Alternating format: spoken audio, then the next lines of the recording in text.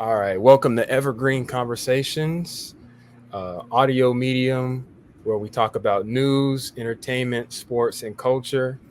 My name is Freddrell Green. I am the founder of Greenlit Media and Evergreen Conversations. And today, on our third episode, we'll be discussing the breaking news surrounding President David A. Thomas and his announcement for stepping down as president of Morehouse College effective June 2025. Just to be clear, he is not stepping down right away. This will be his last upcoming year at Morehouse College. Today, we have three rising sophomores from Morehouse College, along with myself. We have Hoyt Jackson from Texas. We have Matthew Brock Jr. from Detroit. And we got Jeremiah Mitchell from Florida, but he claimed Georgia now. So here we gonna go. Whoa. Yeah. So now he's saying I claim Georgia. That's what's up. All right. Let's get down to brass tacks, y'all. All right. So I want to start with you, Jeremiah. What was your reaction to this breaking news that David A. Thomas was going to step down as president, even though, if we go back and look at the receipts, he had announced that he had gotten his contract renewed. He's done all these great things for the college. What was your reaction to that? Well, first and foremost, I would love to say that I was really honestly looking forward to his next term. Obviously, we only had him for the 1 year, but he had done a lot to raise money for the school. And as somebody who is a very big advocate on trying to build scholarships and funds for other students so that we can get more students to come in, and also just overall build up campus, he was a real big proponent for beautifying the campus more and making sure that we build up these new houses and all that stuff. So I was looking forward to seeing, what that looked like from his end. I would also like to say that once our incident happened with him inviting Joe Biden and the protesting started, I figured that once I saw it, it was kind of inevitable. I didn't think it would happen as soon as it did, but it definitely seemed inevitable. So it wasn't necessarily shocking to me in the way that, it happened, but more that it happened a lot quicker than I thought. All right, and I want to go to Hoyt, or I can call you AJ. AJ, next.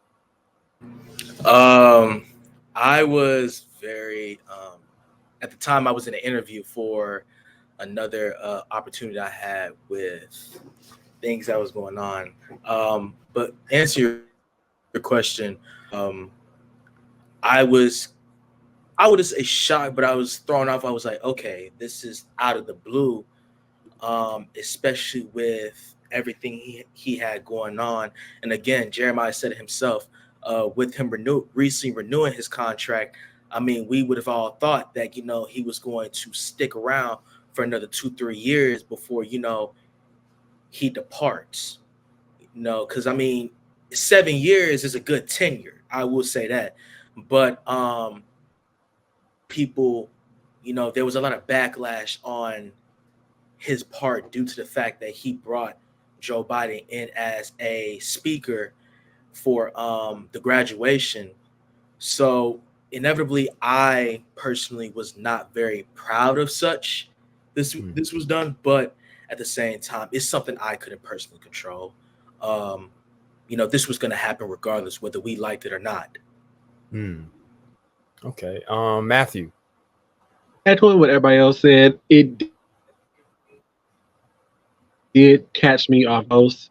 I was just having a good day. I was on Instagram, and all of a sudden, 5 different group chats I'm in, and like a bunch of other people sent me, like, "Did you know David A. Thomas is graduating?" I'm like, not graduating. I'm sorry. Whoops.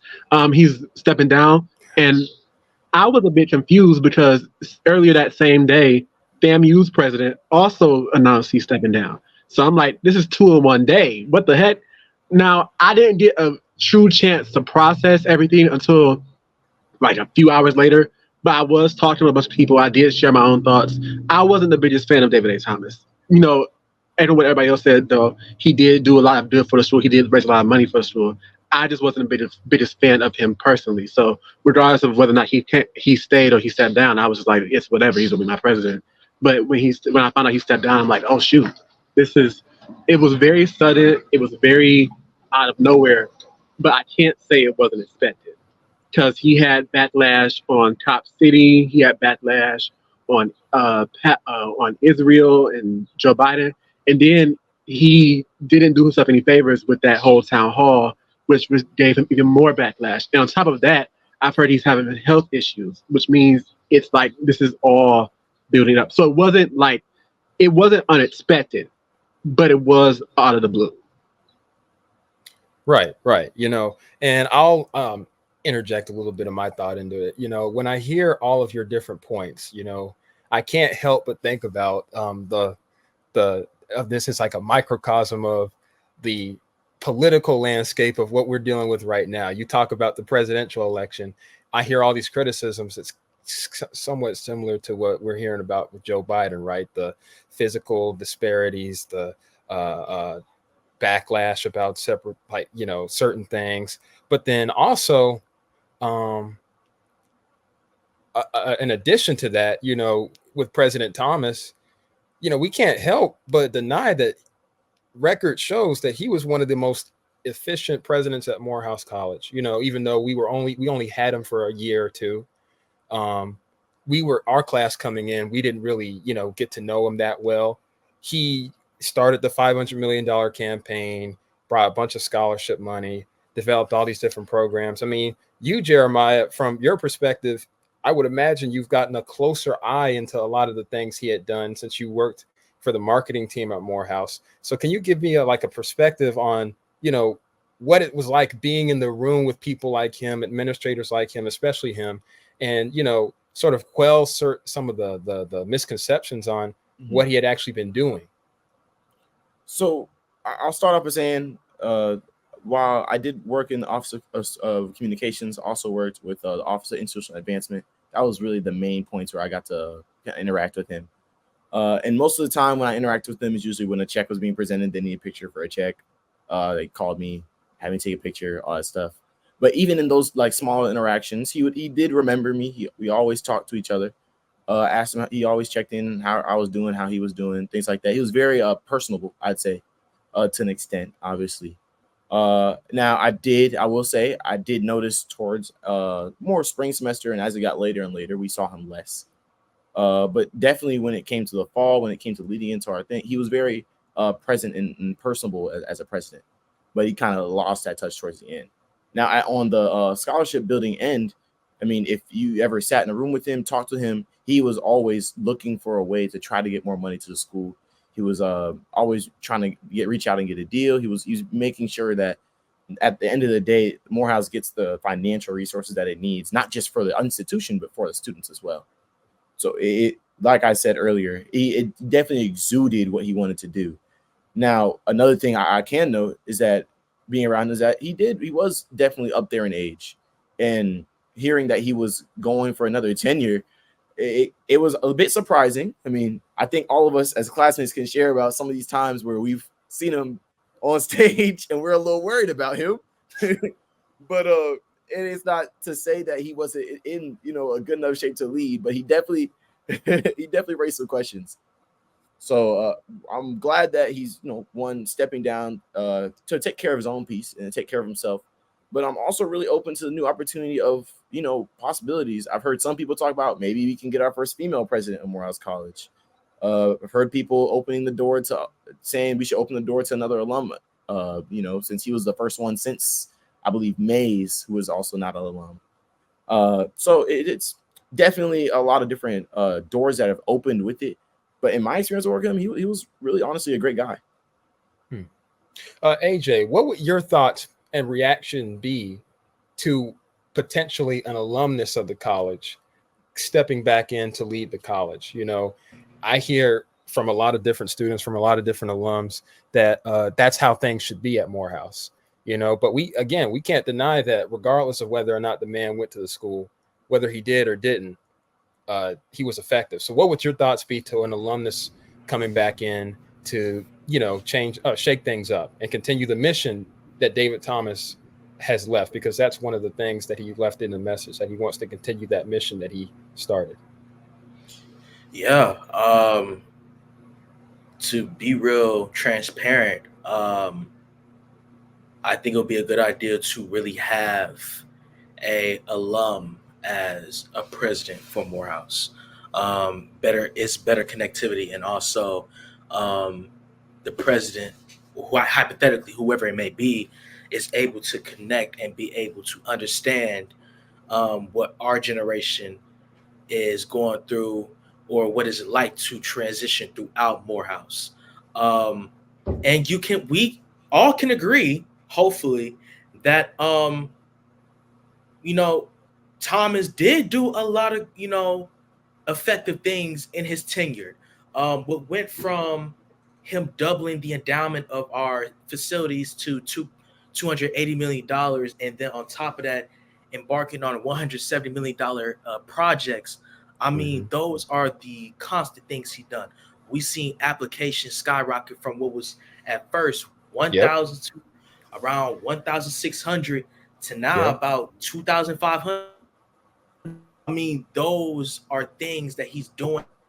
We're seeing scholarships, you know, created in the making to not only help students who cannot afford going to Morehouse be able to go to college and go to Morehouse specifically.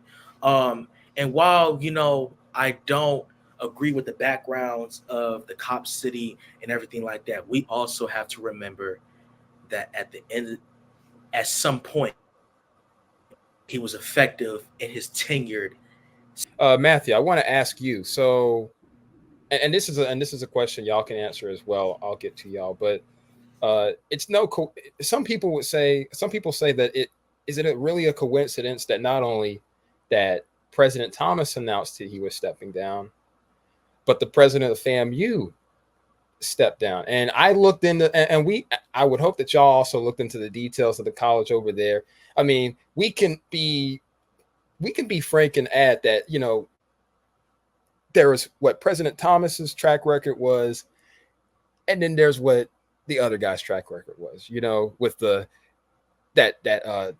hundreds of millions of dollars that they got from some random person that, ended up just not being legit. And then some of the issues with the housing and all the other stuff that was going on. Is it a coincidence, do you think, or do you think that there's something to it, like some of these people would say? Oops, shoot. The moment I saw that both of them stepped down, I instantly said, "This is not a coincidence." I thought that they both had called each other like, "We stepping down today? Yeah, we stepping down today." That was my first thought. I was like, "Yeah, they coordinated this. They both stepped down at the same time." I think that they might have. It honestly, it also might just be a coincidence that they both stepped down at the same time. It might, very unlikely, but it might. But they both have faced. Now, me personally, I didn't look too much into FAMU because I was doing stuff all yesterday. I was very busy all yesterday. I'm still busy today. But I didn't get a chance to look into it. But from what I'm hearing, what you just said, from what I've heard, he's had some controversial moments too. And so 2 presidents of HBCUs have controversial moments in these big moments that people like. It certainly doesn't deliver a positive message about HBCUs overall. I want to ask each of you this. So we talk about the climate of HBCUs and how, look, the reality is numbers show that there are a lot more of us that go to PUWIs than go to HBCUs. If you talk about the funding, we're historically underfunded. So I want to ask each of you, one of y'all can respond. Mm-hmm. What does incidents like this, what do these say? What does this say about HBCUs in terms of the overall image? So for me personally, it kind of, I remember when everything happened, when we all found out Joe came and Thomas had that town hall meeting. I remember there was conversations going on. We were like, this disparages our name. We don't like this. Because it does, no matter what he's done, this is a stain on his whole record. Because this is going to be one of the things that lives on. He had a record-breaking, we all know this. He had a record-breaking tenure, but he also had, going out of his tenure, he had a very, very bad time.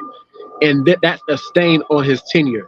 And so it puts a bad image on us at the moment. However, this is also something that's going on at PWIs. Here in Michigan alone, there was protests at Wayne State. There's protests at MSU. This is not just I'm not subscribing to the idea that this is just an HBCU thing where we're just going out of our way to do immoral things. First of all, no. If I could add on, it's more of a magnification because it's a HBCU. Yeah, thing. yeah, And exactly that. That's part of the thing. As Black people, that's another thing. This happens to Black people all the time. When it's us, it's a magnet placed on us. Like, to put in like a pop culture perspective, LeBron James has got Bronny into the league. Nepotism, pure nepotism, right? Everybody has a problem with it, apparently. Yes. But when they do it, it's perfectly fine. George W. Bush got George H.W. Bush into office. Ain't nobody said a word about that. This man, as president, got his son to be president. That's nepotism. So we put a scope on that. When it's Black people, it's always a scope. So as HBCUs, when it's a problem, it's always going to be a scope. Oh, their housing is bad. Their HBCUs are bad with housing. Oh, Thomas brought Joe Biden. Oh, he supports. Oh, the whole college supports. All HBCUs support this. All HBCUs support that. Right. It's always going to be a magnet, or not magnet, a microphone, magnifying glass on HBCUs when stuff happens. And that's why a lot of us had a problem with him doing that, because now it's like, oh shoot, now we got this thing to worry about. Like, we all know he's done good stuff, but now you just put a magnet on a bad thing you just did. So it's magnet, I would say, is really because, I mean, I know you mentioned that there are a lot of us at PWIs, but in recent years there are actually more people of color choosing colleges of color. Right. Right. Yeah, there's a surge. And we know, I won't deny. And we know the reason why, because of the fact Black students are more perceptive to go to HBCUs because they know it's going to fit who they are and they want to be around people just like them. If you send a Black person to a PWI, there's a 9 times out of 10 chance that they're going to receive some type of racism, receive some type of problem while they're there, whether they like it or not. Yeah, but you also got to take into consideration it was mainly also because affirmative action got taken away, and affirmative action was, you know, sort of the bread and butter for Black people choosing to go to schools like a UGA or a Duke University and such, because they were getting that scholarship to go to those PWIs.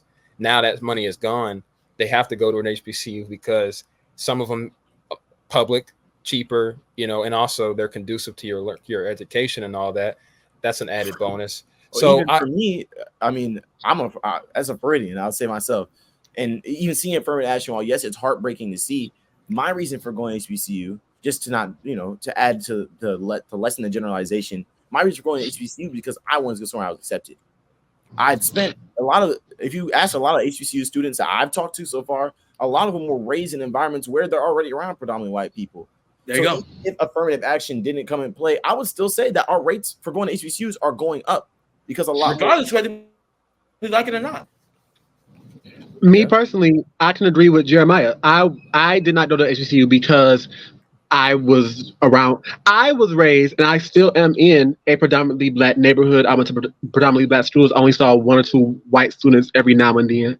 However, I have always been this way, and my parents and everybody who knows me can attest to this. I've always wanted to be around, felt more accepted by Black people. And that's just me. I wanted to be around, regardless of the opinion of everybody else, regardless of the opinion of the Black people, because, you know, everybody has different opinions. Black people are not a monolith. I want to be around people who I knew could at least understand some of what I've been through as a Black person. So I was going to go to HBCU regardless. My top 5 were Howard. Well, my top 3 were Howard, NCAT, Morehouse. I had Tuskegee on there. FAMU was on there. Those were like my top 5. I had Zula. I think I was considered Southern at one point. Like, I'm sorry. Because I had Morehouse, Alcorn, right. Issue. I was gonna stay home. I was thinking about staying home, but I was like, you know what? I had to get out of state. I had PV on my list. FAMU was my number 2 choice. FAMU was my number 2 choice. I had Mizzou. They gave me a scholarship. Mizzou, They yeah. said, "Come." Yeah, so I have full rides. If I can tie this all back, and I think I know what Matthew's about to go, I can tie that in too. I think a lot of us could say that we had full rides. We had a lot of people had a lot of opportunities at other PWIs. Oh my God. Yeah, but I'm saying that and, the thing. and then also there was a reputation that HBCUs don't give out money, and so when I said I was applying to HBCUs, I got pushback. Man.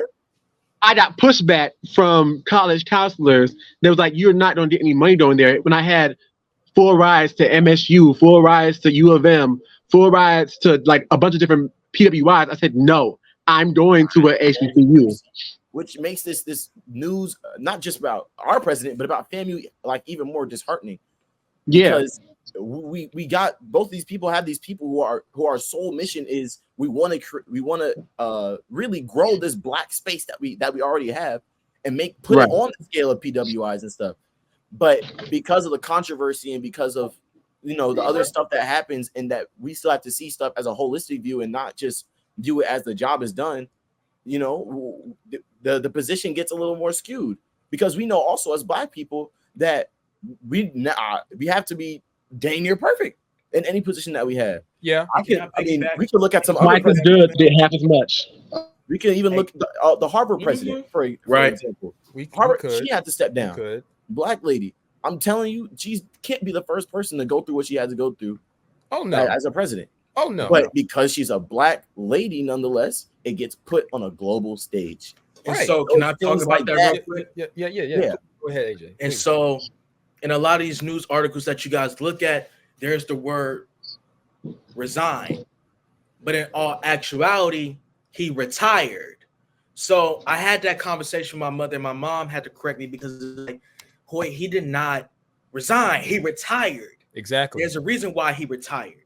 And the reason why he retired is not only because of health, but also because of the fact he said himself that he was going to come back to come teach. Yeah. That was the idea behind it all. Yeah. So when we think about it, we can't just sit here and say, oh, he's just quitting. No, he's retiring to not only give back, he's giving back regardless of such. Right. I mean, he's doing that through. And I have to go to this next topic because I want to keep us to 30 minutes. I know we all have something else to do other than right. This is not going to be 30 minutes.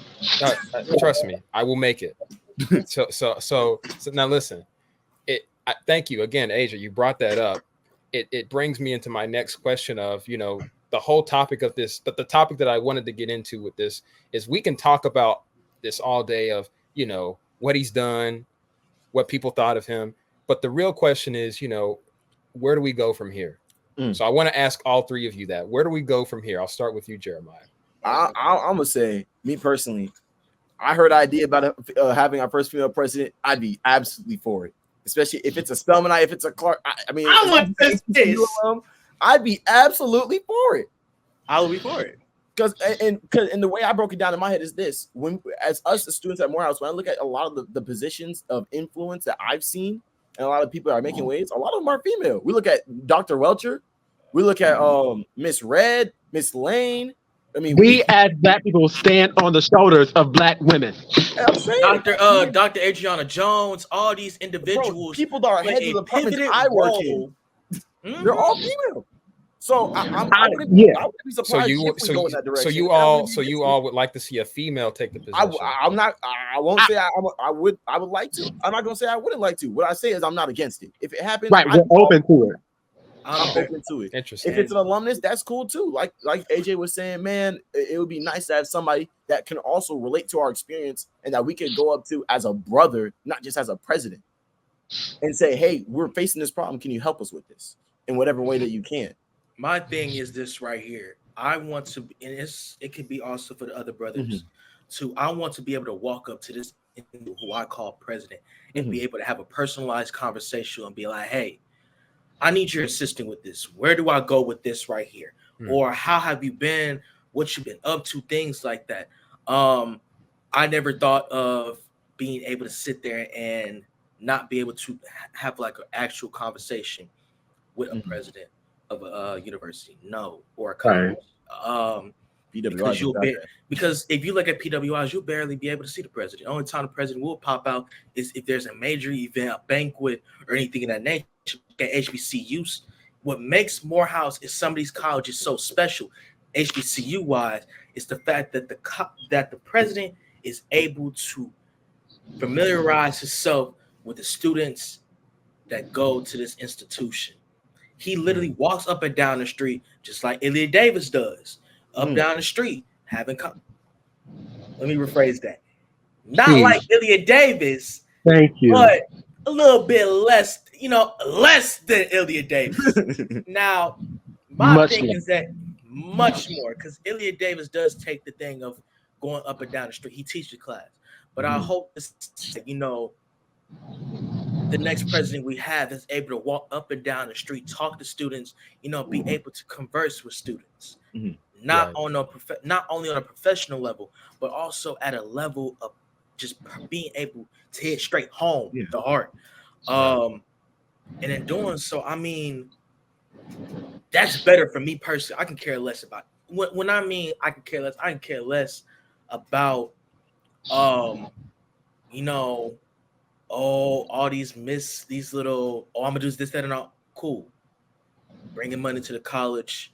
Bringing in more scholarships, bringing in opportunities for Black men like ourselves, being able to have more Black men who are looking for brothers to come to this institution that we call Morehouse.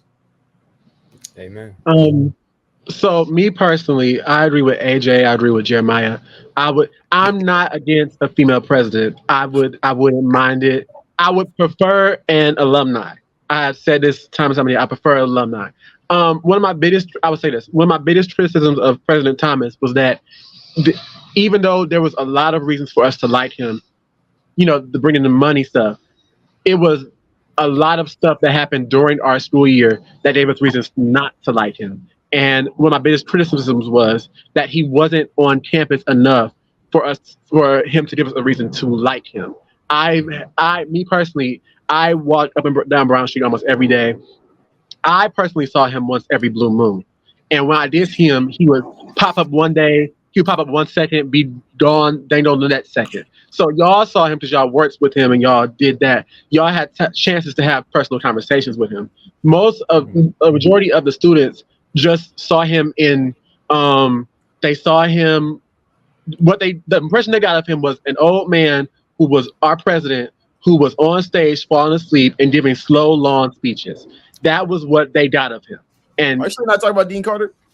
You sure? Yeah. Both of them. We're not going to sit here and act like we're not going to take shots at other staff. Hey, we ain't going to shade. We're not going to shade Dean Carter. Let's we're not talking. I want to close it out. I want to close it out. Wait. I ain't just my thought. Wait a minute. Okay. Hold on. All right. Again, I would prefer an alumni. I saw in group chats and stuff, there were names floating around. I think Jeremy Avon put in a Harvard and Morehouse alum. I don't remember who it was, but he got a lot of good stuff. Jamie Armstrong put in Javaro Edwards, who has put in lots of money to the school and is on campus a lot. He is a good person who I wouldn't mind seeing as president. I believe. Huh? Javaro works in the alumni office. He does. I worked in the alumni office. He worked in the alumni office, and he was a top contributor for whom not for whom that was told. Candle in the Dark. He was the top donor for Candle in the Dark. He donated like $250,000 for Candle in the Dark. He's a good person who I would consider to be a good candidate for president. A name I also saw floating around, and this is a very popular idea, was of course Ilya Davis. Now I have my own thoughts on this. I don't think the board would allow it because I've heard there's been like talks on Brown Street about the board not liking Davis, Thomas not liking Davis, Davis not liking the board, and the board doing Davis wrong. So I'm not sure if the board would allow it. Not because mind you, Davis is down to earth. Right, yeah. Ilya is down. Ilya is much more down to earth. That's why I would consider Ilya would be a good stand-in, who would be a good president. Yeah, everybody already knows Ilya. Yeah, I think electing Professor Davis will be akin to electing Cornel West for president. But I want to ask you, not ask you, I want to end it off. I'm kidding. I want to end it off with my thoughts, and then we'll do the outro. At the end of the day, the president, their number one job is to raise money for the school. I get that. But what you said, Matthew, that really piqued my interest was that the president should be able to, walk with kings and still hold the common touch in a sense. I shouldn't have to, guys like me or AJ or Jeremiah, who, do a lot of different things on campus.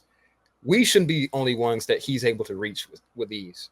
He should be able to reach that common person on the campus who may not have found their way yet or is still trying to find their way so that they could, matriculate through Morehouse College. Because at the end of the day, we talk about how a strong chain is only as strong as its weakest link. Not to say that you're weak. I'm not calling you that.